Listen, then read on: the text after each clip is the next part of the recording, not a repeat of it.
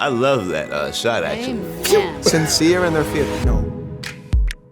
One of the treasures that I've discovered in being a Jew is this rich heritage of embracing some of these treasures that some of my Christian brothers and sisters have either not seen, not understood, not been taught, or taught wrongly about, that there is a vast wealth and a huge treasure hidden in things like the Shabbat. Actually, Jesus calls himself Lord of the Sabbath. What did he mean by that?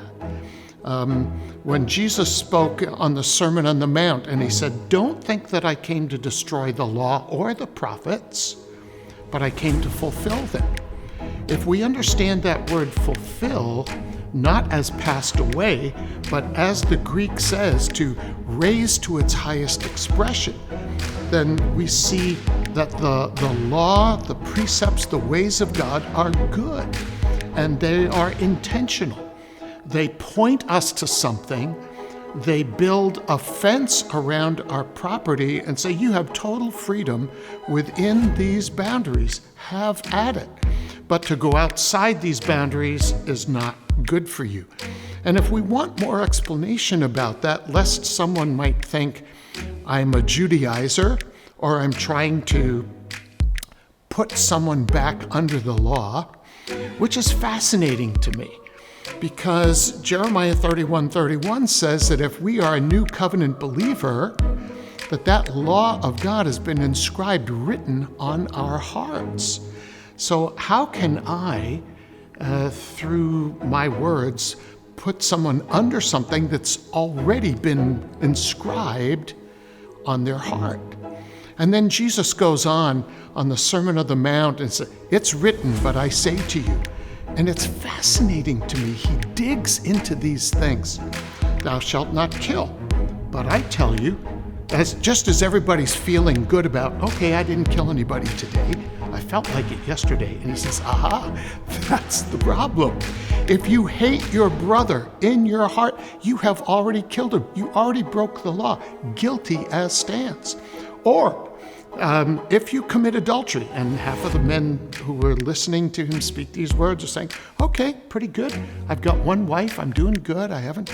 But has your eye followed after another? You've already broken the law.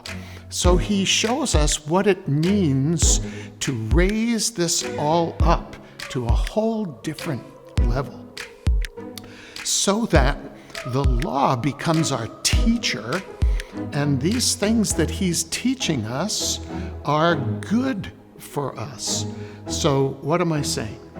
So we have once a month what we call First Friday, where we have a Shabbat service, and we invite our city to come. We've done this for decades now.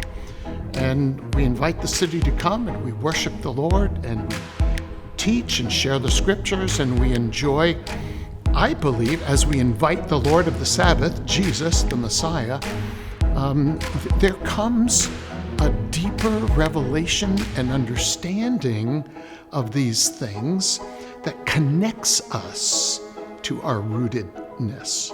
It connects us to our Jewish Messiah. It doesn't cut us off from him. It doesn't cause us to believe that what we do now is so much higher than those poor people thousands of years ago who didn't understand.